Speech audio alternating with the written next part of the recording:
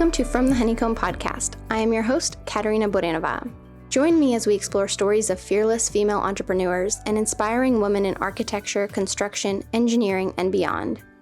Each episode is a captivating blend of topics that resonate with the soul. Whether you're here to learn more about entrepreneurship, architecture, holistic living, or just need a little extra inspiration, you've come to the right place. So sit back, relax, and let the buzz of positive energy spark your curiosity.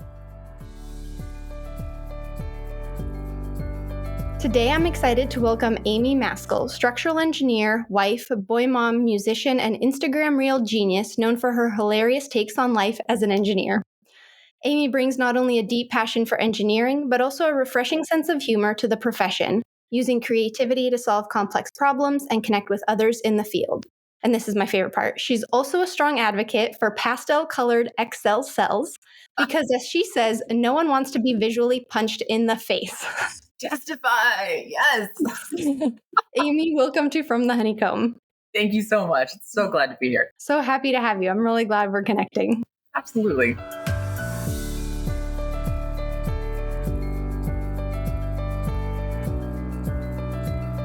So, Amy, as you know, we begin every episode by sharing something that we are grateful for in the present moment. So what are you grateful for? I know this is an episode that's going to be focused on engineering, but my hands are spinning a lot of plates that have nothing to do with engineering right now. I'm on the school board for my son's school, currently kind of interim chairman, actually, and we're doing a lot of things that are going on there. And there's just so many really big decisions that are so much bigger than me that feel insurmountable in and of themselves. But I've been so grateful to be grounded lately in my faith. Honestly, I'm a Christian. I love Jesus. And it has been amazing. The places that I know I would fall short on my own, that he's just been bolstering me and giving me strength and wisdom in places that I wouldn't have it on my own. And that's been literally to see these like miracles unfolding in my life on the daily I've been so grateful to be reminded regularly that I'm not alone. So that's what's carrying me through the day.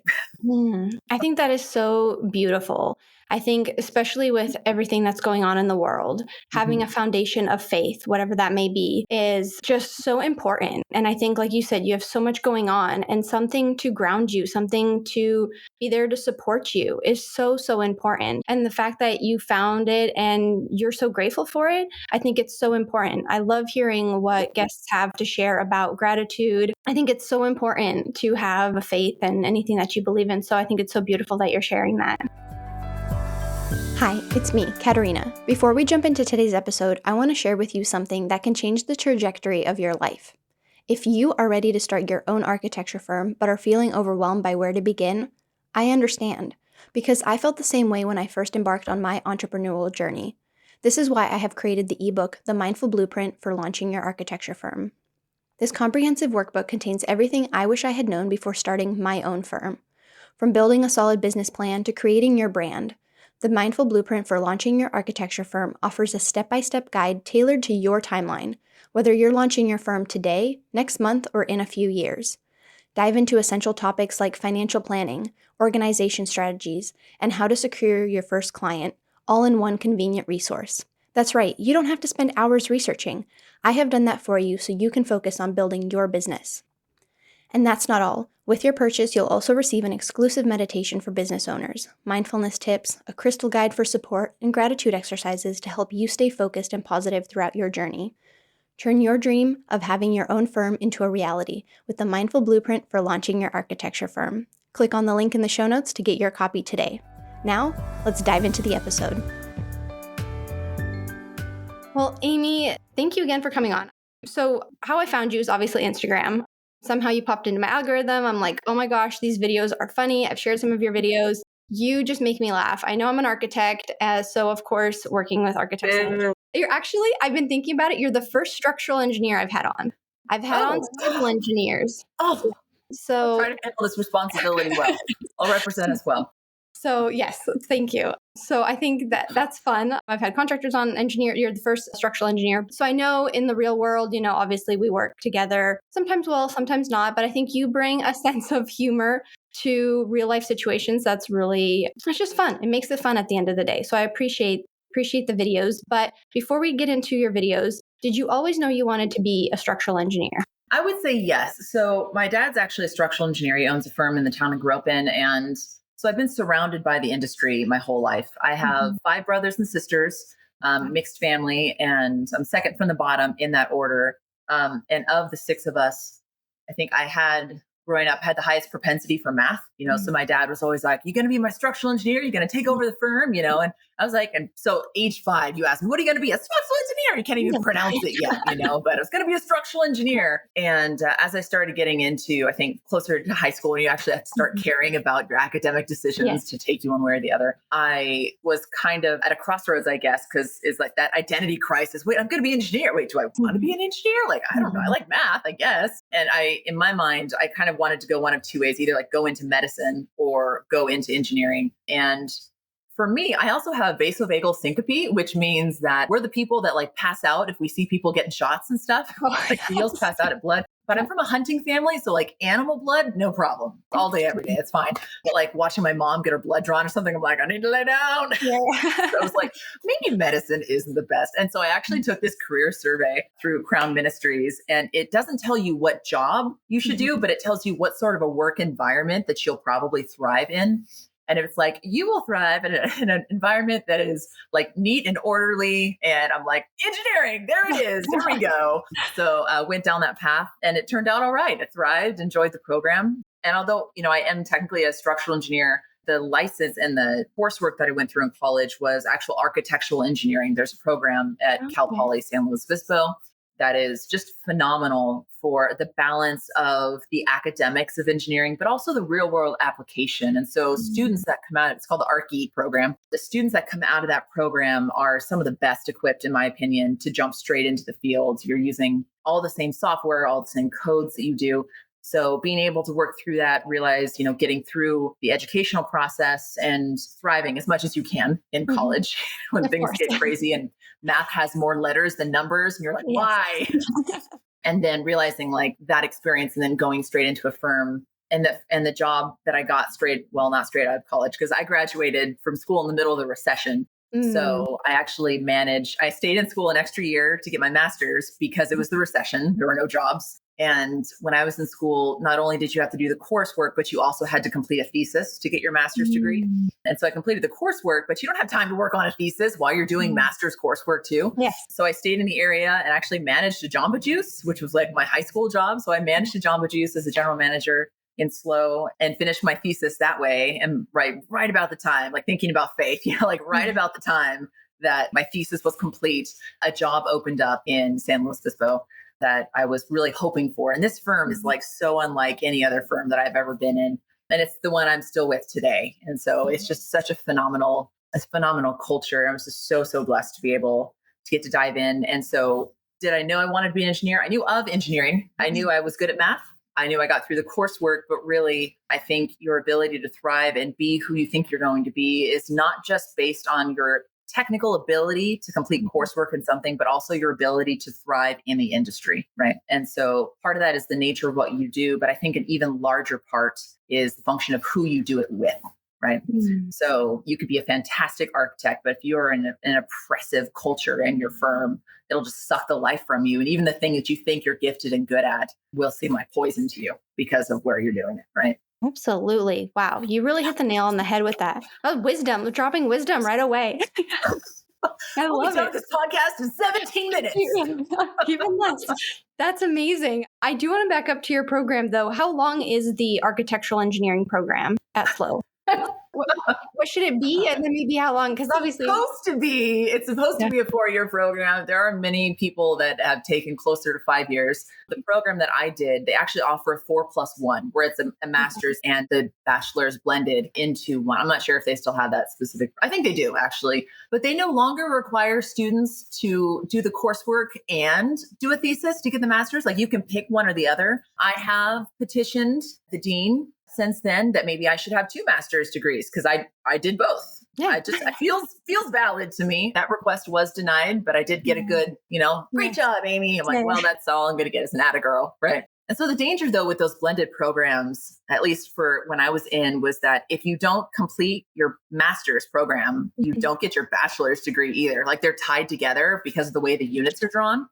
So for me, it was technically a 6 year because it was 5 years of coursework and then the additional year for the thesis before I actually officially had my degrees on the wall. But coursework was done in 5 years. But with the program I was in, it's also talk about real world experience. It's not just like lectures, there's also a lab component. So for every materials course you take, there's a corresponding like real world lab work experience that you do. And so if for whatever reason the class is full, you get off the rotation, those aren't offered frequently. So that can kind of push out your graduation just to stay on that line. So best case scenario, 4 years, most often in practice, 4.5, throw in a master's, throw in a recession, who knows? It four, varies. 4 to 7 years. Nice, nice. Well, what's refreshing to hear is that you have real world application too. I think that's something that's missing in the bridge of especially architecture engineering degrees where you learn so much in school and then the bridge to then when the real world stuff happens and you're in a firm, you're like, it's night and day. It's completely different. And so the fact that you were able to have a program that offered real world experience set you up more for success, I think, early on in your career. 100%. And I think one of the biggest, especially with kind of the STEM and what I would consider, it's not blue collar, but it's the nitty gritty. Like you're the ones that are, doing a job that directly affects the public. It's very tangible what we do, right? Our designs and everything like these are changing people's lives on the daily. My specialty is actually in bleachers and grandstand design. And one of our high schools, we did the football stadium for them. And so it's just amazing to like drive by those projects and you're like, I literally designed that. Like I know exactly what went on, to make this thing into a reality. And so much of just thinking about the importance of education is that I think we do students such a disservice in higher education when things stay so theoretical that they're just completely unprepared. I mean, that's one of my grievances for this generation, right? Because I've been in the industry now for close to 15 years and the students that I'm seeing come out of college, and I think we're getting past kind of students that were most largely affected by COVID. There's been a few years that the college graduates coming out have kind of reacclimatized towards a more standard academic structure, if you would. But when we keep academics, especially higher level academics, so theoretical, it's just a disservice to students because they come out of that education thinking they're prepared for the real world when in actuality they have no idea what the real world entails. They get in as shock value. And if they don't have that grit, that resilience of character, they crumple. And it's like victim mentality. And I'm like, we're not being mean. This is just reality. Like, I'm sorry that you were deceived into this. Yes. So yes. So for our program, I think it's wonderful to have that balance. In addition to, they very much desire to, because this is another downfall sometimes of higher academia, is that you have the people who are in academia and have only ever been in academia, right? Like masters, they did their PhD and then they went in teaching. I'm like, you have never touched the real world in your life, like especially in engineering, right? Because it's fine to do like pie in the sky design, but have you ever actually talked to a contractor who tried to design that? Like he's going to laugh in your face or hate you. And then he's going to tell everybody else and you're never going to get a job again, So being able to come up with designs, yes, that of course are creative and balance what your client is looking for in your design team, right? You want to make those dreams come true, but gravity is real. I'm sorry. It is. You're not going to have 100-foot spans with no columns unless you're going to pay for it, sweets. I'm sorry. Yeah. So back to the program. So the program that I'm in, not only do we balance that with the real world application, but a lot of the staff that we try to bring in are people that have actually been in the industry, right? So you're not getting just high level academia, which in the master's, there's a place for that. There's a lot of theoretics. And especially if you get into really, really complicated, like high rise structures and you're pushing the envelope on design. But for a majority of structural engineering firms, like you're going to go to a firm that's probably building Costco's and, houses, and you're going to be doing retaining walls. And that's not sexy. And I'm sorry, but you just, that's kind of the reality of engineering is you're kind of like the silent heroes, just keeping everybody's building from falling down. No one knows what you do, but you're keeping people alive on the daily. So just got to know in your heart that you're serving people. And again, being mentored and surrounded by people who know what it takes to thrive in practicality in the real world, not in the theoretics of it. So we're engineers though. So, I mean, for us theoretical, we're like, why would you do that? Let's just keep it objective, keep it real, black and white. Let's go. That's so true. Quick question. How did you get so specific into bleachers and was it stadium seating? Bleachers and grandstand design. Grandstand, yeah, design, yeah. Yeah, there's just a specific client that we have. We took them over from another firm because, as you probably know, if you do any educational facility in the state of California, you have to submit to DSA, Division of State Yes. Architect, where all of your plan checkers have a structural engineering license, like they're SE level engineers, which means every job kind of feels like like you're doing like a licensing exam. They always seem to be trying to like prove. Now, some of them are great, don't get me wrong, but some are not. You know, some are like trying to prove how wonderful and intelligent they are and how much better they know. Like, I know what the code says, but you better do it my way or I'm not signing off on this. You're like, are you kidding me right now? So having a client that lives in education world means 95% of my work is through DSA, which is a full-time job, just getting those projects through and dealing with, you know, the comments and stuff that come through and review. It's a lot. So yeah, so we took that client over from another engineering firm who the engineers they had on staff, that constant DSA cycle was just, they were done. It was too much. Yeah. And so it kind of went from a few different firms and we won. And I really like it. I really love, as you said, like I love bringing humor to things. Yes. And my brain works really well because, you know, when you put a project into submittal and you get it back from DSA and it's just like red lines everywhere, like you swear they get paid by the word. I don't know what's happening, you know, but it's just death all over your pages. Yes. And like taking that chaos and then sorting it into like, here is my to-do list. Here's drafting's to-do list. Here's, you know, and then putting it back in. So returning that response and then getting into those meetings and dealing with those plan checkers. And there's so many different aspects of that interaction that you have to balance well, you know, like you can't offend them, but you got to know what you're talking about, but you can't, you know, you're just balancing all those things. And especially as a woman in the industry, those meetings just tend to go, if we can just be really honest, I think ego doesn't come as much into play.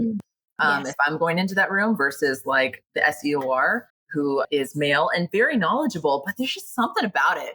Like when the guys get in the room, it's just like, rah, and you're like, hey, everybody, let's focus. Let's be cool. And so I told my boss, it's always my goal when I'm in any meeting, a high stress meeting like that, if I can get the plan checker to laugh at least once, like it's going to be fine. One time, humanize them, humanize myself. Like one time, if I can get them to laugh, it's going to be okay. And it's the ones that don't laugh, like, oh, and you're like offended. You're like, excuse me, sir, this is my best material. Like, I'm also one of the most energetic engineers at my firm. So if they ever need, you know, someone to be like the spokesperson and go talk to people that are serious, I'm usually, you know, the one that gets volunteer. And I don't mind. I don't mind at all. No, and I love that because I think the ego also just so accurate. I think a lot of men who, especially coming from both our industries, there is a lot of ego. And it's like, you kind of want to bring just some fun to it. Like, this is our work. This is our 9-to-5 grind. You know, this is what we do. Let's have some fun with it. Like, it doesn't have to be so serious. And the ego aside, and I think women do a much better job putting their ego aside. And I don't know what it is, why. That's a whole nother conversation we could have on a whole other episode. But it's so interesting that you bring that up. And I love that you try to make the planner laugh as well. Because I think it's something I sometimes keep in mind too, is like, this is someone I'm also going to work with a lot. And we're going to come with, there's going to be problems and we're going to need to problem solve together. So why not kind of have fun with it? And I've always had such a level of respect for city planners and like, it's a tough job too. One thing I want to talk about that I started thinking about when you were like, when you get the red lines and you get to organize them, you got me so excited because that's what I love to do. I love color coding. And when you get all the markups and you're like, how do I answer this? And how do I like the problem solving aspect of it? That got me really excited. So I do appreciate that comment. And then since we're talking about humor, let's segue into your Instagram reels. And when did you start posting and what made you start posting? Oh, goodness. I started kind of diving in. So I'm of the generation that like I was on social media. Do you remember MySpace? Were you like MySpace alive? Yeah. So I was with social media back in the day when you had to have a college email address to be part of Facebook. Do you remember that? The very beginning, invitation. Gosh. Anyway, so when Instagram started coming, I'm like, what is this thing trying to vie for my Facebook life? You know? Yes. I started getting in. I never went like the tweet route, never went Twitter. But I kind of started posting with just kind of life updates. And let's see, my son was just born second one. So that was about 5 years ago. I think I really kind of started posting more. But then like influencers were starting to come on and I realized like, oh shoot. And they started sharing the stories about like random people, kind of approaching them and talking to them like their kids and like child safety. I'm like, oh, I don't want to put my kids on this. What am I going to do with this? But I do have kind of a creative bent. It's a fun little outlet for me. And so I started transitioning over to like doing lip syncing reels. One of my favorites that I did was like the cost of like rising coffee in the pandemic. It's, it's one of the ones that's pinned on my account, which if I may, I thought I just totally nailed it on the lip syncing on that one. There's a weird delay it drives me crazy because I really do love doing those reels, but there's a strange delay on my phone now where like I'll record it and it's perfect and I post it and there's like a half a second delay. And I'm like, no, it was perfect in the preview. No. Anyway, and as like perfectionist, it bugs me a lot. Anyway, so I started doing those. And so it was about 5 years ago. I think about closer to 3 years ago, I just randomly kind of posted my own original content about how my kid totally roasted me on my inability to help him build a fort. And I'm like, are you kidding me? Like, I have a degree, I have licenses, I've been doing this for years, and you're telling me I can't help you with your pillow fort? Really? Like, what? And so I just posted and it went crazy viral. And I'm like, oh, okay. Engineering humor. I'm like kind of getting into this thing. I think that was one of my first videos to hit 1 million views. And I was like, okay, all right. So we kind of tried to kind of do some of that and played with it. And then I did one video that was getting ready for like the different things that I do to help our family. Because I have a lot of systems in place in my house, things because I'm working full time. I'm involved at my church. I'm involved on the school board. I really don't have time to just like willy-nilly my life. Like meal plans are set, our like laundry structure is set, clothes, like everything to keep a family of 4 going here while my husband and I are both working full time and engaged in other things as well. And then kiddo stuff and mama ain't got time for shenanigans. So, and I have a lot of friends that are like, wow, like you are really serious about this. I'm like, it's just survival. Yes, I am serious, but it's just how we survive. And so I was like, I'll just make a quick reel about some of the things that like the top 3 things that I do to like help our days go smooth for school. And that one took off too. And so I was like, oh, there's a whole niche of people that need to be reached here. And so I started kind of getting into like how to or like some fun or informational videos. And those they are hit and miss in terms of when they take off. But I've just found this sweet niche of people kind of in that STEM community. It's just such a fun group of people. A lot of moms, working moms that are in the construction industry in some way, or just people who nerd out on geeky stuff. And there's kind of a lot of experiences, I think, that my husband and I have, because he's an engineer as well. So both of us together, like we've had our friends, during like dinner conversations or something. And you don't even realize it's weird, right? Until you're sitting next to somebody else who's not an engineer and they're like, you guys talk like this, all this. Yes, we do, So just kind of capturing those little things and just sharing them. It's been really fun. So I'm always kind of like watching for, the little weirdo conversations that you realize aren't actually normal. Yes. I love it. Is your husband also structural engineer or a different engineer? He's civil. So it's close. Okay. He cares a lot more about water than I do. I bet he does. That's so interesting. But his dad's actually a contractor and he was kind of like an apprentice growing up. So if he wanted to, he could go get his contractor's license. So unfortunately for him, that means that the sky is the limit on house projects, right? Because I can design almost anything and he has the ability to build it, whether he wants to or not. So that's kind of been a fun dynamic. So anything around the house together, which I guess that's the double-edged sword, because on one side, he can do it, which means he probably will, which means if you hired somebody else, it'd be done in like a weekend. But if you're going to do it yourself, it's like now a 6-month project with the 3 hours you have on the random Saturdays because you can do it yourself. I'm like, can I just hire somebody, please? It's fine.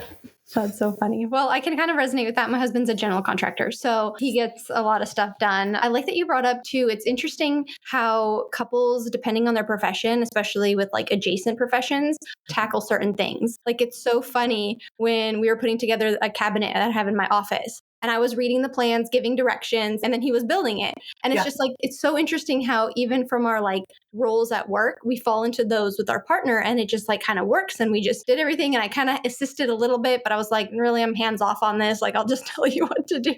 And it just like, that's so funny. So I love that your husband is also an engineer. And I want to go back to your organization skills because I think you recently posted which I love, is you post what you're making for dinner every day, including the temperature of the day. Now, I take into consideration the temperature of the day, but I don't note that anywhere. I just know it. Well, I'm obsessed with the weather app. Like, I have weather in like 5 different locations, like where family and friends are. And every night and every morning I check to see how the weather is everywhere. But so back to the food thing though, it's so interesting how your mind works. Similarly to mine is I cook with the weather as well. And like, you're like, I'm not turning the oven on a hot day. And I have the same thoughts. So that's so interesting too. I wonder, like, the psychology of that is so fascinating to me. I think it's just a sign of genius, Katarina. That's what I think Thank it you. is. I I think think so. we're just geniuses. We are. Yeah, especially when you're just so busy. I've got by the time you do kiddo pickup from school and then preschool, you get home and it's 5 o'clock and husband will be home probably around 5:45 or so. And it's like, you have so little time to put together a meal. And then there's that window for the kids, like of when they're actually hungry, which is usually 30 to 45 minutes before dinner is ready, right? So they're making their life like miserable asking for snacks. And if you give them the snacks, the whining will stop, but then they won't eat their dinner. But it's like in our family, I always swore I would be the mom that like everyone eats the same thing and I'm not making something different for you. And then I actually had kids and I went, oh, that was cute. That was cute. I'm trying to branch it over. But in my mind, I'm like, just put food in your face. I don't care what it is. But yeah, so I think it's totally weather, totally. Because in the summer, it gets 110 here, So I'm like, no, we're not doing this. But it's also what I didn't put on that most recent post, which I tried to do before. And that was one of the ones where I'm like, people are going to like geek out over this system. And I think I geeked out too hard in that reel and they just didn't take off anywhere, which is unfortunate. But also I have a master list of all my meals, which I did say, but they are organized also by weather. So it's like, if it's hot weather, like here are my like cold weather, like cold meal-ish ideas, like minimal heat prep, or like warm day, but it only takes a few minutes to make, or like warm day and it's like an extended preparation. So I have like 3 different columns of meals that I choose from. Yeah. So it's not just the weather, but it's also anticipating your mental load and capacity for that day, right? I'm just running constantly and I know I have somewhere else to be at like 6:30 p.m. So I need to get this done and have it ready, kids done, fed, so I can go on. You just have to balance all of those things together. And there is a book that I just love so much that really helps. I think part of making these processes, it's not just wanting to get it done, but it's knowing how to do it well, right? It's called Your Brain at Work by David Rock. And so that talks about how the brain actually functions, and especially as it pertains to decision-making and like organizing processes and being able to function properly. Like when you're sitting down at your desk, are you diving into your email? Are you doing this task? Like, how are you ordering your capacity? Because the reality is like your prefrontal cortex has only a limited amount of bandwidth, a few things that it can be committed to before you have mental fatigue, right? And you'll have to do something to refresh that and restore it. And so one of my favorite phrases, my husband actually told me this: ink it, don't think it. Right. So the more things you try to hold in your brain mentally as you're working through a process, the less bandwidth is available to complete that process itself. So as I'm doing meal planning, I don't want to worry about what the weather is. I'm going to check it once. I'm going to write it down and then it's gone from my brain. Like, what am I doing that day? I'm going to write it on the outer edge of my meal plan. Does that have anything to do with meal planning? No, you can't eat a meeting. Right. But it's all there. So I can write my, expectations for that day. Gone. Don't have to hold it anymore. And then all of my creativity is trying to just beg my children to tell me telepathically what in the world they're actually going to eat this week if I make it. Like, will you eat spaghetti this week? You loved it last week. And so I made it the week after. And you said you hated spaghetti, even though you loved it 7 days. So as much as you can offload from your brain from having it hold on to, the more you'll be able to dedicate to, which gets those things done faster, right? Yes. So then they feel more productive and they're not as draining for you emotionally and mentally, because your brain has muscle memory too. And so as you work through those processes, and if it's hard to do, like think about this example, you have to get gas in your car. Is that like a daunting, you're like, oh, I have to go get gas. And you're like, oh, I have to go get gas. Because if you took the time to actually time it, like for me, getting gas is like a 3 to 4 minute process. Like it's not long. It does not take a huge chunk, but mentally we've assigned like this whole inconvenience around it, where it becomes a more daunting task. So I think the more we can press into the reality of how hard things actually are versus how hard we're making them because of everything we're adding into them, Yeah. Oh, I agree so much with your thought process. Writing it down, I love writing it down. I have like handwritten stuff. I use Google Keep. I'm a big color coder in that. So I have Yeah. like, it's interesting. My husband has like 4 tabs. And when you look at mine, I have like 20, but they all make sense to me. There's different colors, there's different like hierarchies. Yeah. And I think it's so important. Like, exactly. You need to do it, write it down, and then I can forget about it. Gas, exactly. Perfect scenario. I'll remember, oh my gosh, I need to go get gas. I write a sticky note, I put it by the kitchen or by my desk usually because I go to my desk first thing in the morning. I Yeah. see it, okay, registered in the morning, don't forget to go get it. Done. Like it's those simple things of like writing it down. And I think it's so true. Like once you write it down, you don't have to think about it. What was the motto you guys use? Ink it, don't think it. Think it, don't think it. Ink it, don't think it. I like that. I think that is so powerful. I already do it, practice it, but I think there's obviously some times where I'm like, oh, don't forget to do that. But yeah, just write it down. Ink it, don't think it. I love that. Yes. I want to go back to your Instagram reels because, I mean, obviously that's how I found you. So do you have, like, you mentioned you and your husband talk about certain things and you're like, that's what I'm going to share.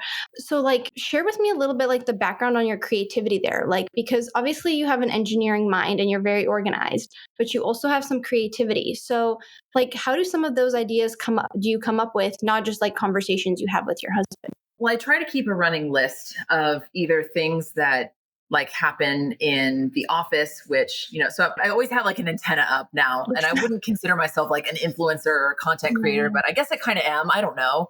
Yeah. I try not to like think of myself that way because if I do and then stuff doesn't go well, then you're like, oh, failure. So I'm like, I'm not going to dedicate to this process. I'll just do it and see who comes along. But you do care, especially original content. There's so much of it that it's kind of this kind of bearing of a little bit of your heart, and so when that doesn't resonate, you're like, oh, you don't like my heart? Yes. But I've always been like, I love doing presentations and being up in front of people. So my mother would say I've always been dramatic.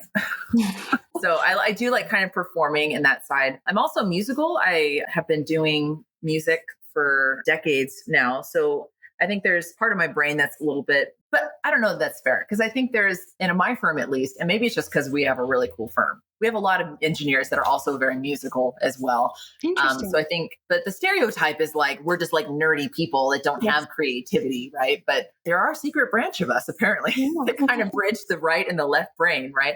With that artistic kind of creativity and also engineering. And so for whatever reason, I love, like I said, I love making people laugh. It's always kind of been, there was a moment and I was like, should I be a comedian? Like, can I do this? Like, no, not weird enough to be a comedian.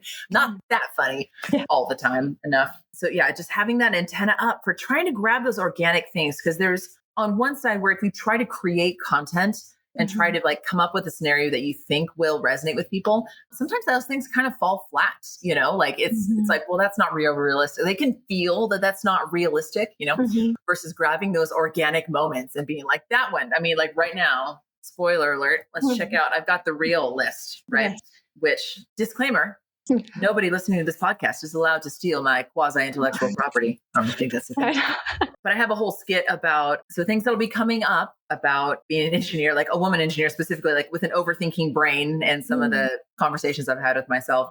A little scientific ditty that I got from a friend of mine who's a labor and delivery nurse, an interaction with my boss. Because my boss, I love him to death. He is best ever. And he's like, man, I can't believe I get to like work with this guy.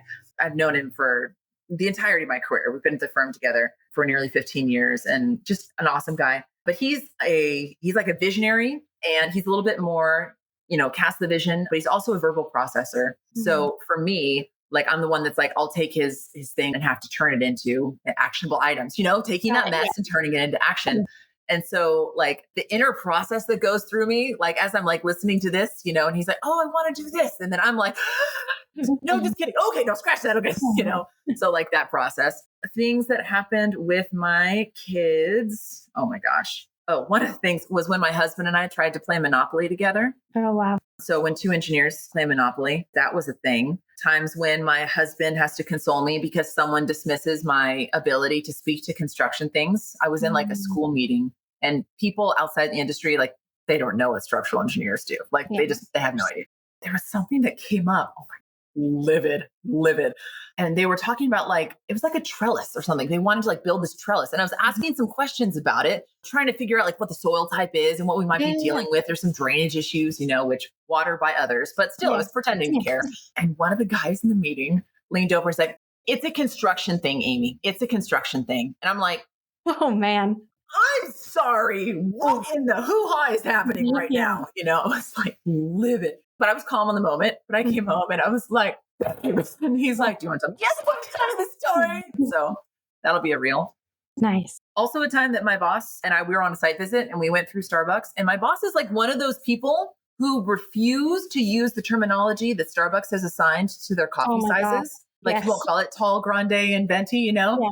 and won't call any of the things by their actual names either in terms of Mhm. the orders. And Mhm. so there was like this whole interaction with this drive-through that involved me basically saying like, I can never come to this Starbucks with you like Oh, ever wow. again. Like it was bad. So those are the kinds of things. So try to keep that list going for the times when I don't have content. I try to get a reel up once or twice a week. With everything that's been going on with the school board side of things that I'm on right now, it hasn't been quite as much. But yeah, so just keeping a list, ink it, Yes, don't of think course. it, Oh, and I try to love it. capture those things to shine light on the humanity of engineers. We're people too. Yes, you are. And I think that's going back to our earlier conversation, even with city planners or with planner, you have some fun with it. Like it doesn't always have to be so serious. And I think that's why so many people resonate with it because you're sharing what a lot of people may be thinking, but aren't ready to like talk about. So I think that's really great. Since I have you on as my first structural engineer, I have to ask, how do you enjoy or not enjoy? And I know it's specific to the person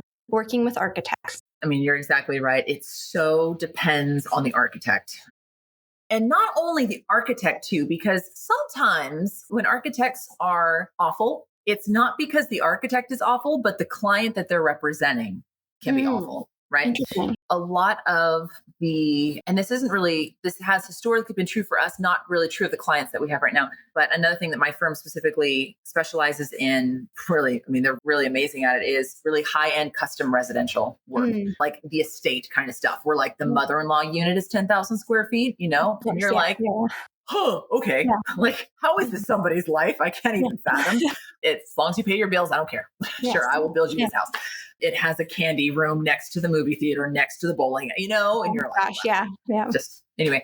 So when you have a client like that, someone with a candy room, you're Mm, like, they have the money to care about whatever they want to care about you mm-hmm. know and so the demands that come through the architect, you have to filter, like, is this the architect being difficult, or is it Mm, the client the architect's representing mm. being difficult? So a little bit of those, a little bit of both. I think that's a really mature approach. And it comes from, I think, you being a woman too, and like your approach. But I think that's so mature is like, I think other consultants, engineers, designers, the adjacent, as the architect, we are kind of the representative for the client. And like, there are things that we want that you're right, like aren't what we want, what the client wants.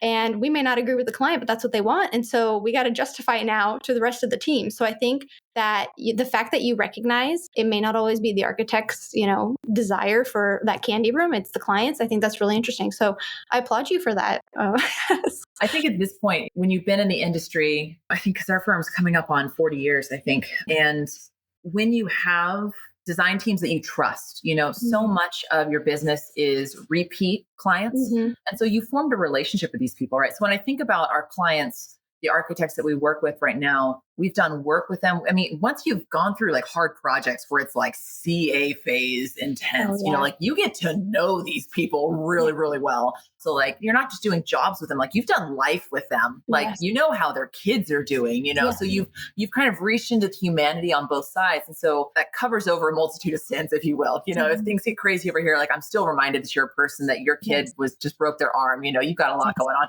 So there's beauty in developing those personal relationships with your clients such that you can value them for who they are and not just what they do. And so for us, the relationships that we've fostered with the firms that we have are all with people that we really love. Now we all know, project came in with that guy. You're like, oh, Mm. all right, and there might Yes. be certain engineers that work better with Yes. them than others. So you have to pair well with those Mhm. kinds of clients. But at the same time, there's also wisdom as a firm in knowing your worth, right? And Mhm. knowing like, even if they pay the bills, it is not worth imposing the emotional and mental trauma on my team of having to deal with this client, right? Mm-hmm. So if we have an architect, it's one thing to have like a one-off project where things are just screwy, Yeah. but if we have a client who is regularly like berating our staff, because you've had the screamers, Yes. So if you Yes. have an architect who's a screamer and we're like, I don't care how much business you're going to bring me, like you are not worth my time, because like you have to protect your team, right? Because if you're going to subject your team to that abuse, you're going to lose your team. Like you can have an awesome culture, but if that's the kind of people that we're servicing, you can't overcome that with good office culture. So being selective of who you work with is also very important as well. And so for us, I think we've really put a priority as a firm on kind of cultivating that garden of clients, people that we enjoy working with, have proven themselves to be good teammates, right? With a mutual respect for our team as much as we have one for theirs, right? So that doesn't always economically feel like it makes sense, if you have people bringing in a really high dollar project. But like I watched my husband go through this on a job he was in at an undisclosed location where the client was like horrible and you knew it was going to end in like litigation. But the prestige of having that client on the firm's resume was worth more at the time, the powers that be, than the trauma of what the design team would go through. And to be like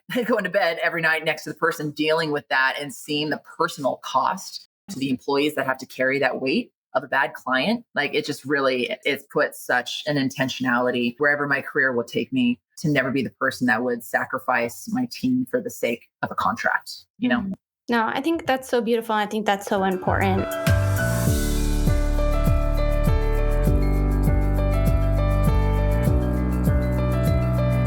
I think you have just like dropped wisdom bombs left and right in this episode. I have truly enjoyed this conversation. Amy, this has been so great. I think I love your perspective. I now know why I even resonate more with your videos and your content. Like, I think this was such a great conversation. I feel like I know you more now. So I think this was I really enjoyed getting to know you more and hearing your perspective. And I do custom residential small projects in South Orange County. So I don't know if I'd ever work with you, but if ever somehow would be, I don't really do schools or anything like that, but that's not a problem.